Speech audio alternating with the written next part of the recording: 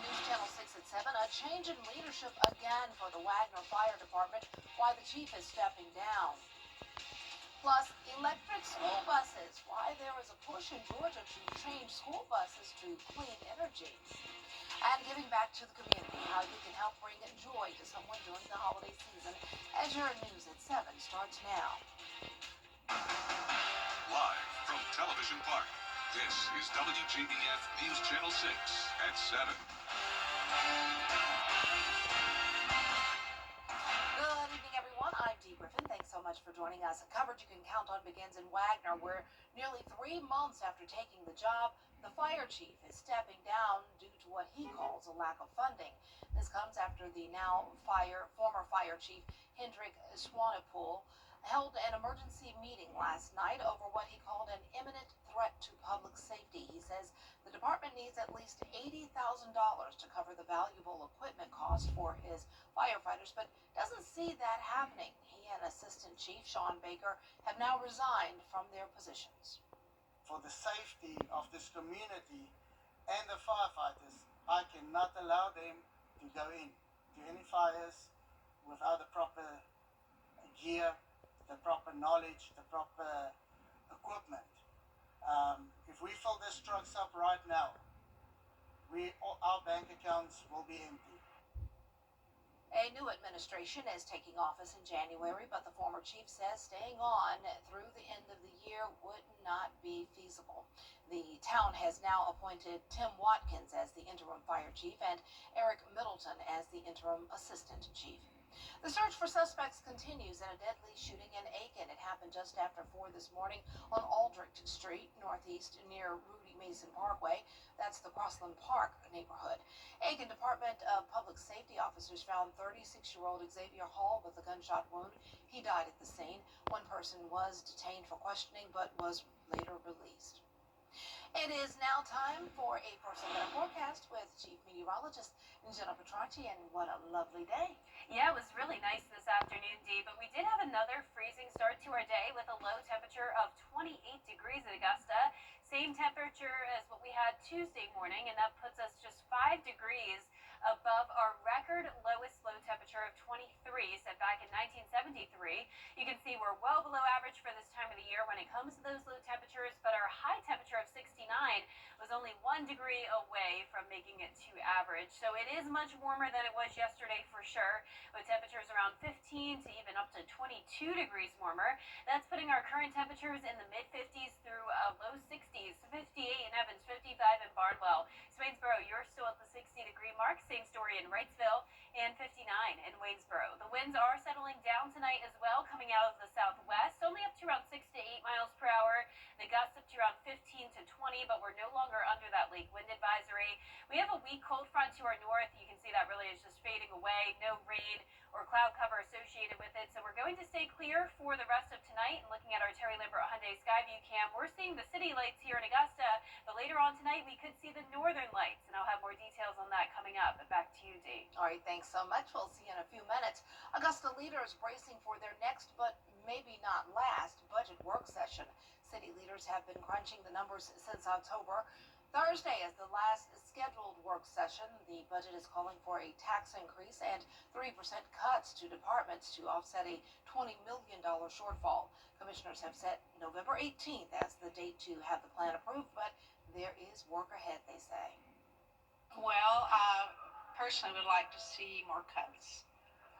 I personally don't want to see taxes go up. Do I think we're going to get there by the 18th? No, I don't. So I guess we will just wait and see what Miss Allen presents to us.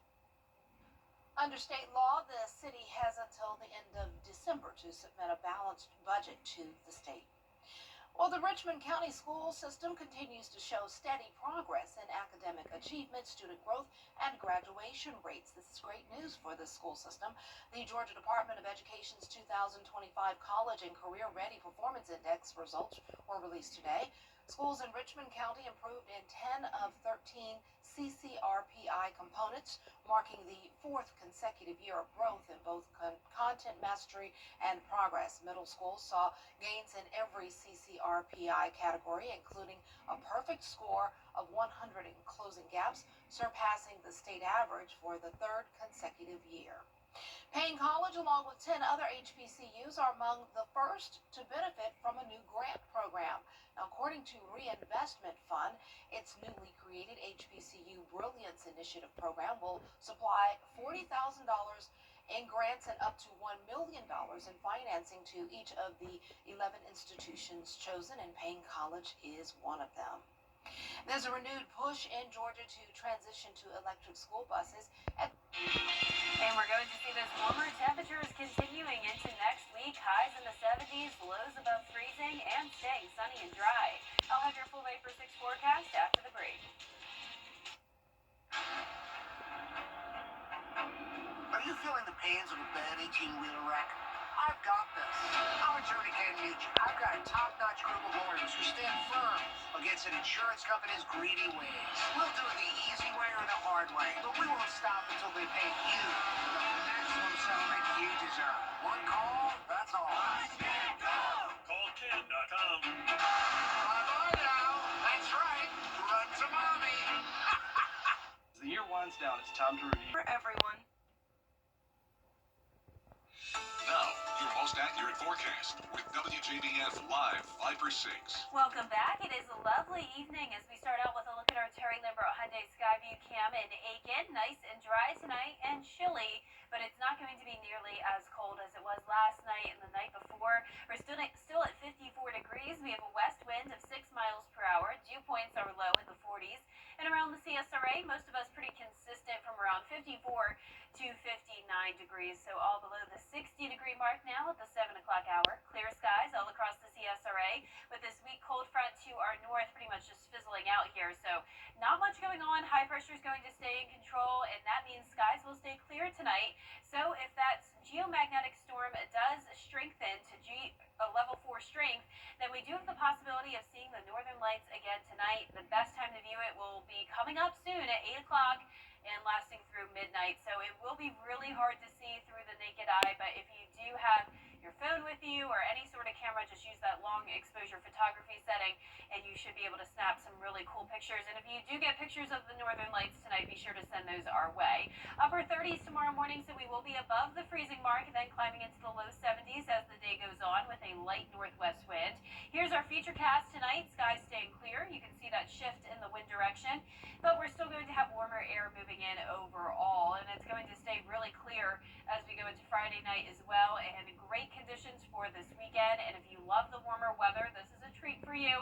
We are warming up significantly, well above average temperatures expected all the way through November 22nd, and you can see that with the low temperatures especially going all the way up to 50 on Sunday, but we are still below average over the next few days.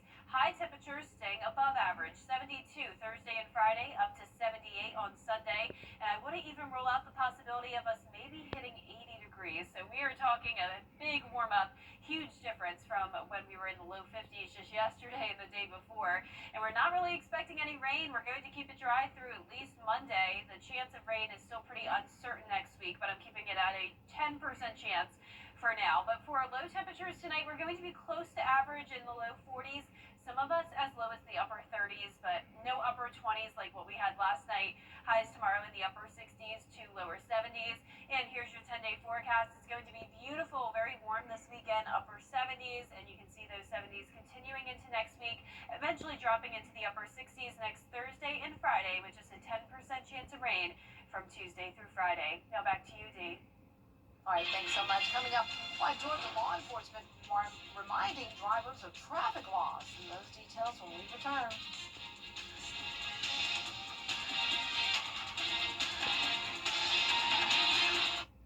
Now you can.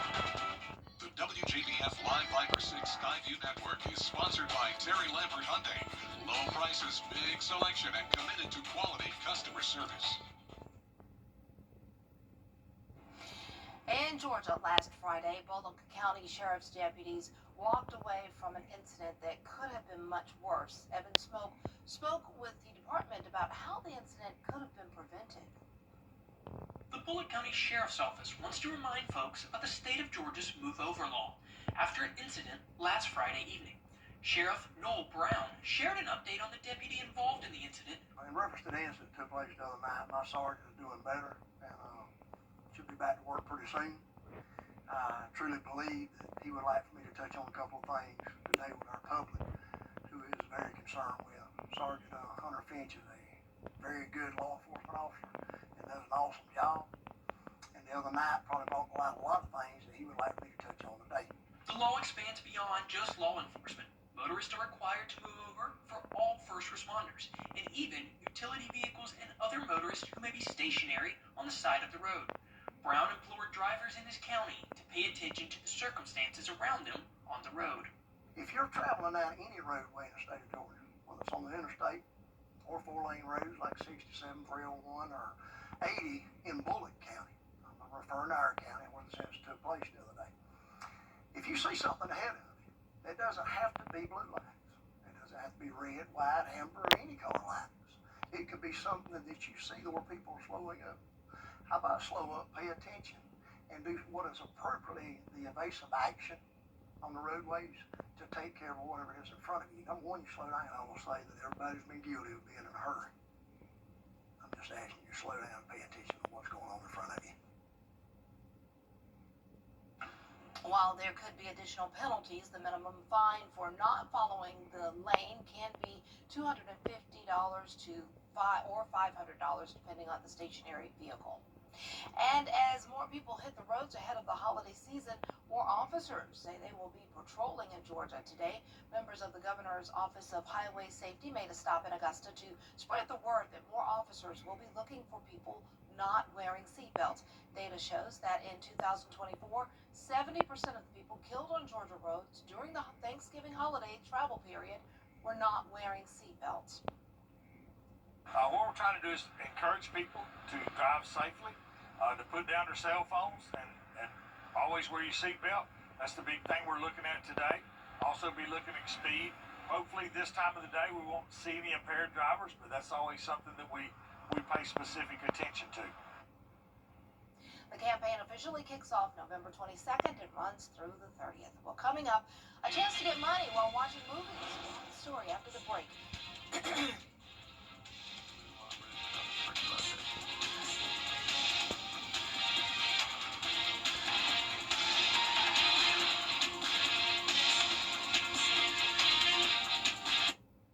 Don't overpay for your...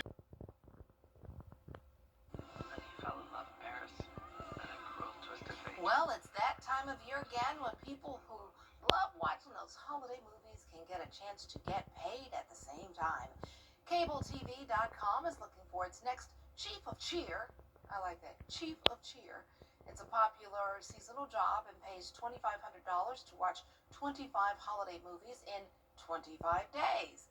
The winner will also receive free subscriptions to DirecTV, Hulu, Disney Plus, and Hallmark, along with a cozy blanket, because we all know we like to snuggle up on the couch and watch the movies. Anyone interested can apply on CableTV.com now until December 4th. I don't like all of the holiday movies. I like a lot of them, but not.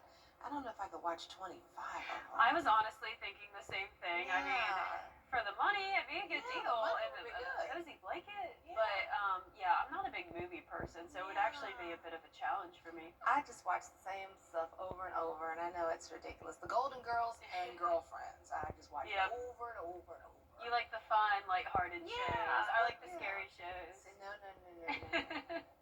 No. No. But hey, if you do it, let us know. That would be a cool local story if you get to. I get know, right? chosen. It would be so cool.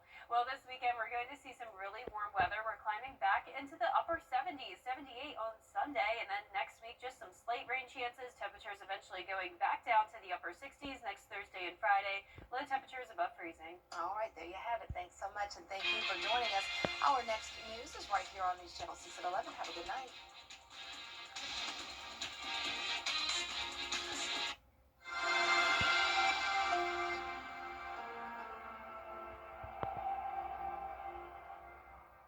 raining and I came to a complete stop. The mail truck smacked me. I called my Costello's law firm and I'm like, I am really, really hurt. They actually care about their clients. I got above and beyond what I was expecting to receive. Thank you, Mike Costello. Merry Christmas from Whole Life Christian Bookstore. We are Augusta's one-stop shop offering a large selection of Bibles, books, and faith classics. You'll find unique gifts, cards, music, and more. And as always, you'll receive complimentary in printing and gift wrap. Need church supplies? We have offering envelopes, clergy attire, communion supplies, anointing oil, and so much more. Before leaving, treat yourself at our coffee shop located inside the bookstore. This year, shop for your Christmas needs at Whole Life Christian Bookstore. Years ago,